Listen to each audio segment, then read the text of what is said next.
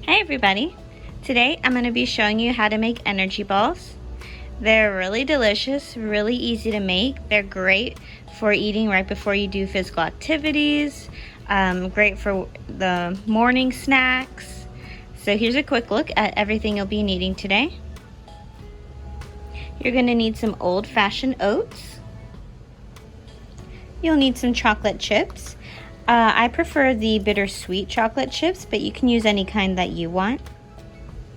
You'll need some peanut butter to help hold everything together. You're going to need some granola. You're going to need some honey for sweetness. Some unsweetened coconut flakes, which I am running out of. And you'll need a half banana. It's half because I'm only going to be doing half recipe today.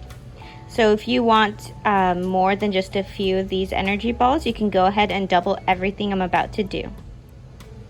You're going to need a half tablespoon, 1/4 cup, and a half cup. So for the banana, you're going to want to mush it all down with a fork. It should kind of look like this when you're done. Pour a half cup of old-fashioned oats. Pour 1/4 cup of granola, a little handful of the chocolate chips,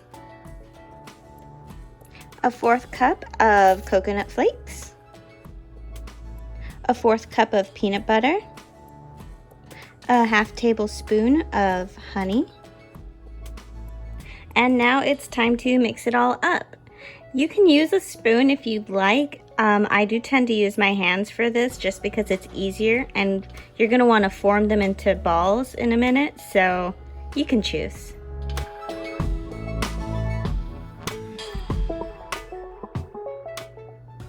Alright, now that everything is all mixed up and mushed together, you're going to want to start to form them into little balls and put them on maybe some foil or a cookie sheet.